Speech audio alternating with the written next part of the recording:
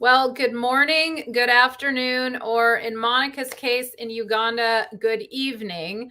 I am so excited to have this conversation with Monica Nyiraguhabwa, Executive Director of Girl Up Initiative Uganda.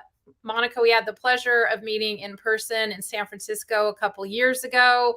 I am so inspired by all of the amazing things that you're doing, and just welcome to the show. I'm excited to have this conversation.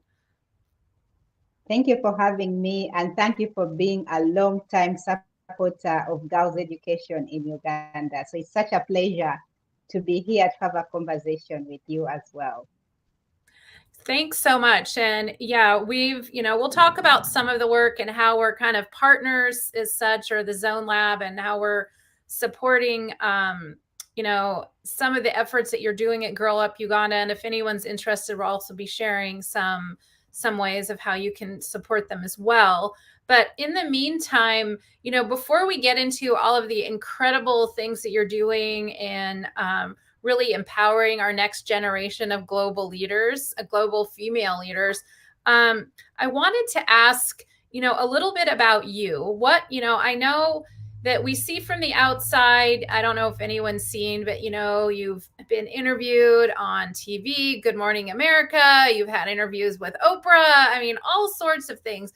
But a lot of times we don't see all the hard work in the background, what's going on. And so what inspired you to, co-create Girl Up Initiative Uganda, with my cousin, Kim Wolf, who was involved early on. So what inspired you, and also what inspires you to keep putting in all of the work to, accomplish all these amazing things? Yes, so no matter, that's a question that everyone will ask. What inspires you? What what God keeps you awake in the night? So just getting, back to 10 years ago, I think for me, what inspired me starting this work is just that connection, innate connection, divine connection, as I call it. And I normally talk about this, that much of it has to do with my own personal experiences, and having, reflected around my experiences, I really felt that change had to happen. And I knew that I needed to be part of the movement co-creating this change in communities. And that explains to you why we are so passionate about girls' education, about adolescent girls, because I know that as a grown-up woman right now, the mentorship and support that I received as a girl growing up in an environment with naivety has a lot to do with how it shaped what I've become right now. So what inspired me was the need to be able to challenge the status quo that I grew in, status quo that did not believe in girls and women, did not give women the spaces to be able for them to be able to articulate their voices or their issues, reflecting and figuring out as a girl. I never remember being given opportunities. As a girl, I always had to negotiate for my own space. Right now, I'm using the word negotiate because it's what it is right now. But as a young girl, I kept on questioning, why is the treatment given to boys quite different from that given to girls? And definitely when I met Kimberly, whom I call Kimmy, and we had a shared passion, we decided to team up together and start this amazing organization, more like a lifestyle, more like a side, hustle, trying to uplift or trying to motivate girls. But we've been blessed, and to call it now a movement 10 years down the road, we've been blessed by so many individuals, including yourself, who have encouraged us along the journey to be able to lead this movement and to grow it from one point to another. So really, it's more around my own experiences, but also reflecting on the experiences of other girls in Uganda that I see right now. I feel that I'm one of those leaders supposed to create or ignite this change to happen in communities.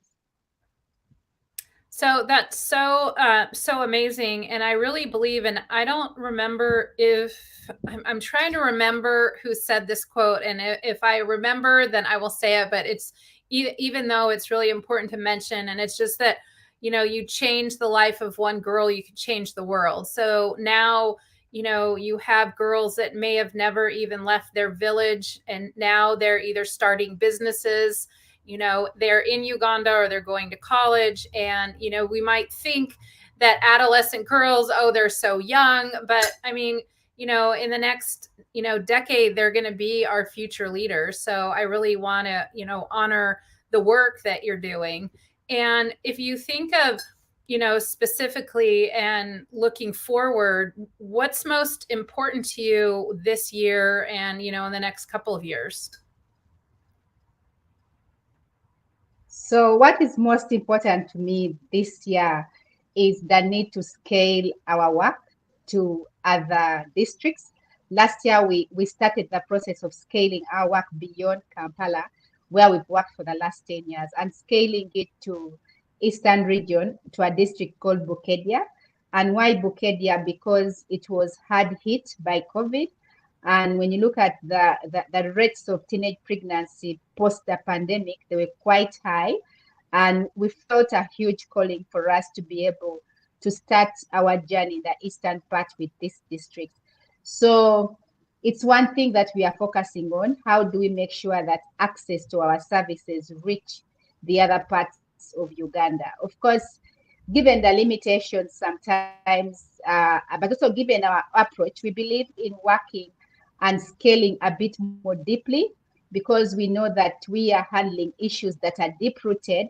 And so a deeper intervention in our community for a longer time for us is what gives us the impact that we want to see, the impacts that communities want to see. So for us this year, it's around scaling and deepening our work, but also for us to put in practice the lessons we learned post the pandemic, that we're able to adjust and reinforce our programs to be able to adapt to the ever-changing needs of our communities. So that's what's really we are up to this year, just deepening our approach and doing more of the listening in terms of what are the emerging issues. I know we are post the pandemic, but again, so many issues keep arising. And so as an organization, our role is to listen to communities just to help us also appreciate where they are at, but then how do we come together to be able to be part of the change, to be able to address some of these issues together with them. And that's why we really believe so much that even in this work of empowering girls, you can't empower them in a silo. It's important to work together with the different structures in the communities who are the custodians of power to ensure that they are part of the conversation and they are part of the solution as well.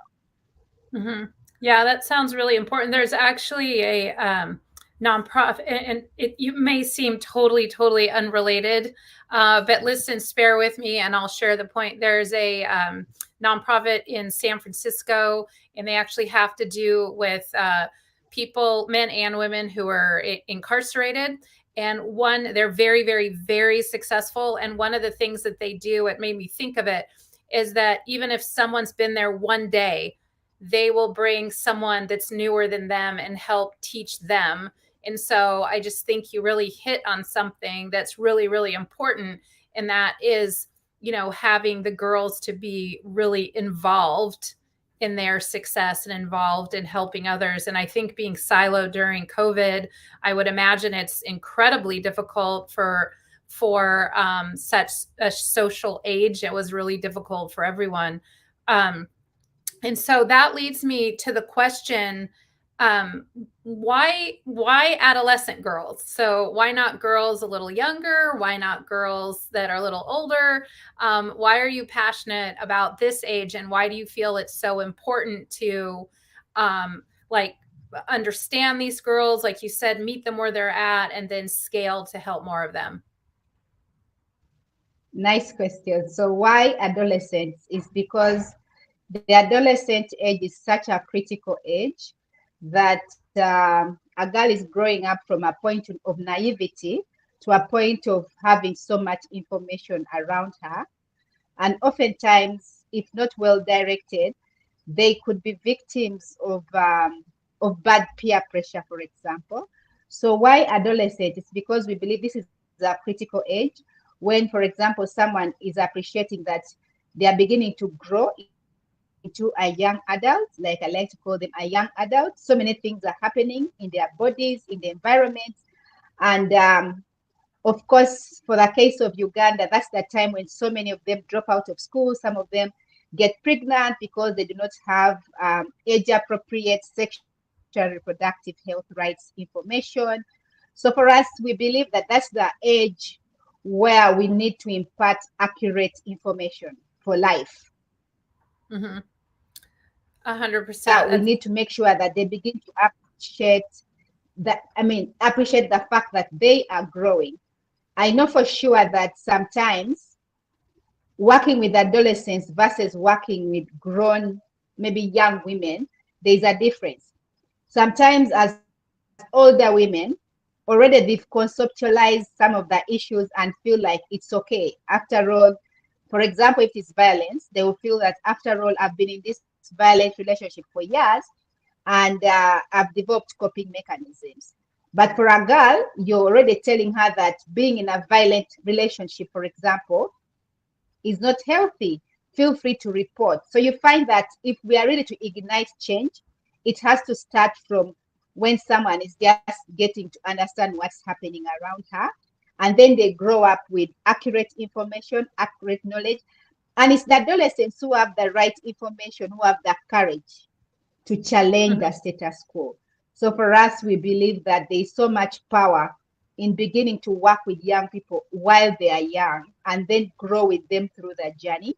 Of course, the mentorship needs change, but they are growing from a point of clarity and information and being able to make some of the decisions for themselves. So that's why we love working with adolescents. We believe that that's where the change, if we invested more, then we shall have very much tangible change as they grow up as leaders. Mm-hmm. That makes a lot of sense. And it seems like, things are generational, right? So maybe a young girl or young woman might um, put up with let's say, a violent relationship because that's what she witnessed. But by you intercepting these adolescent girls and shifting their mindset and having them build their confidence and self-efficacy and self-worth and ensuring that doesn't happen to them, that way they can hopefully get, once it's time to get into a healthy relationship, and kind of shift how generations view what a healthy relationship is. So you're really you're helping them, but it seems like you're reshaping the generations to come, because they're going to have a different role model down the line. Absolutely. Yeah. So I just thought I'd touch on quickly. There's one girl in particular, just a sidebar. The one way that the Zone Lab and myself has been able to help Girl Up Initiative Uganda is to provide support, educational support for 5 of the girls to go to their boarding school. And one of them in particular, I've gotten to know through you. So can you share a little bit about her and some of the amazing things that she's doing? Yes. So this girl in particular that is being supported by you, of course, is one of those girls that comes from a rural village in Uganda. And she's brilliant. And she's one of those whose father has about 12 children. Her mom alone has 6 of them because the father has other women as well. So you find that she's this one girl that I got to interact with years ago, and I just felt there was something about this girl, and I just felt that if we did do anything about it, then we'd lose this talent. And so this girl began to stay with us at Gallup, and so we began to support her in her education. And of course, you came on board, support her for her secondary education. And I've seen this girl grow from being timid to finding her space, finding her voice, participating in high level meetings. I've seen this girl go to national events to represent other girls in the country. She's so passionate about poetry. I've seen her do a poetry and it's been documented. For those who are watching, this is Pauline Nakanwaji. All of you who have seen video clips of this young, amazing woman know that the future is, for her. And you being able to come on board, support her secondary education in one of the best schools in Uganda. I mean, it's such a profound gift because we know that her joining high school this year, she only has 2 years to get university. And of course, she has this dream of becoming an eye doctor. She keeps saying, this is what I want to do. And just seeing her excel in her exams and taking on sciences at A level, for us, it's such a good, brilliant example that one girl can definitely, when handled well, transform her own life, but that of her family, but also become more like a peer model to other girls to know that it's possible.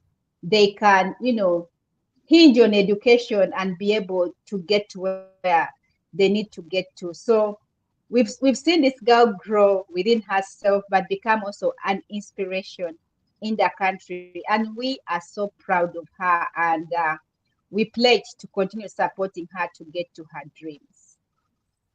That is so amazing. I'm so inspired by Paulina, and I had the distinct honor to get to meet her virtually, and I can't wait to come out your way and visit in person. And so looking forward, if you were to have a magic wand and ask everybody who's listening of the perfect way or the ideal way that they can help, what would you ask for? Having come out of COVID and the pandemic, what I would ask for in particular is for more folks to come on board and support our scholarship basket, because the need for education is quite high. And of course, the pandemic left some parents without jobs. So you'll find that even for children or adolescents in public schools that pay literally $300 a year at most, you find that not every parent is able to afford. So my pledge for this community is that if we can continue to boost the scholarship basket so that we have more girls going to school. Of course, we have about 300 girls enrolled in our program this year, but the challenge is around retaining them on that scholarship basket. So my pledge is that can we can we support these girls to continue staying in school, because they get promoted to other classes. So what happens every other year as they grow in this journey of education? So for me, it's really the fact that we can definitely invest in education to transform the lives of adolescents in this country. So perfect. So if anyone listening would like to join me and so many others to help keep these girls in school and help keep their dreams alive, you can go ahead and look at the website, which is scrolling here. It's girlupuganda.org. Monica, I'm so grateful for all that you do and to partnering to help in whatever way that I can. Thank you for taking the time. And I look forward to the possibility of seeing you in person sometime in the near future. Thank you so much. And thank you for investing in us over the years and supporting us through your comment to make sure that we continue doing this work on the ground. So I just want to say thank you very much. Oh, you're so welcome. And you guys and the girls inspire me every day. I look forward to talking to you again soon. Thank you.